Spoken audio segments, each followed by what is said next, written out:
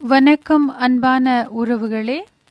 தமிழ்நாடு யாதவ மகாசபையின் முன்னாள் தலைவர் திரு எம் கோபாலகிருஷ்ணன் ஐயா அவர்களின் நினைவு தினத்தையொட்டி அவருக்காக நான் எழுதிய ஓர் கவிதை இதோ உங்களின் பார்வைக்காக. மனிதராய் பிறந்து பிற மனங்களை கவர்ந்து புனிதராய் மறைந்த கோபாலகிருஷ்ணரே, உதவும் உள்ளம் இவ்வுலகத்தில் குறைவு, மண்ணில் நீர் உதயமானதே இடையர்க்கு வரவு. மேயர் பெற்றெடுத்த கோபாலகிருஷ்ணா, மேதினியில் புரட்சி செய்த உமை போற்றும் எண்ணா. அன்று பணம் படைத்த வர்க்கத்துக்கே வங்கிகள் சொந்தமாம், இன்று பாமரனும் பணம் சேமிக்க செய்ததே இத்தங்கமாம். இனப்பற்று ஓர் நாளும் குறையாத எங்கள் அங்கமாம், இடைகுலத்தில் அவதரித்த தன்மான சிங்கமாம்.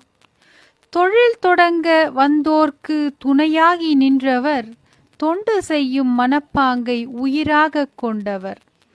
தொழில் தொடங்க வந்தோர்க்கு துணையாகி நின்றவர், தொண்டு செய்யும் மனப்பாங்கை உயிராக கொண்டவர். நம் நாட்டு வங்கியினை கிராமத்தில் தந்தவர், நலிந்தோர்க்கும் கடன் தந்து மேலோங்கச் செய்தவர்.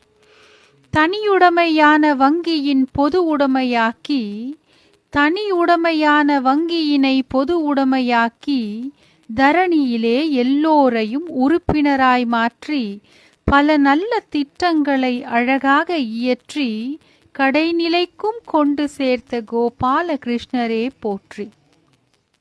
உம் குலத்தில் நான் பிறக்க என்ன தவம் செய்தேன், எழுபிறப்பும் இடைச்சியாகி தமிழ் ஏந்தி வந்தேன்.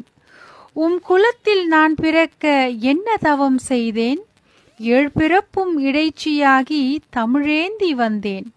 பண்படைத்த உம் புகழை பறைசாற்ற வேண்டும், பண்படைத்து உம் புகழை பறைசாற்ற வேண்டும்.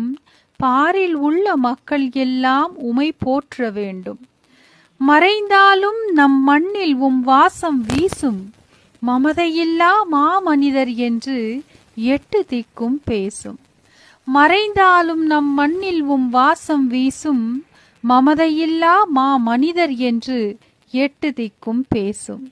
நன்றி. உங்கள் அன்பு தோழி மகாலட்சுமி சத்யநாராயணன், மடிப்பாக்கம், சென்னையில் இருந்து.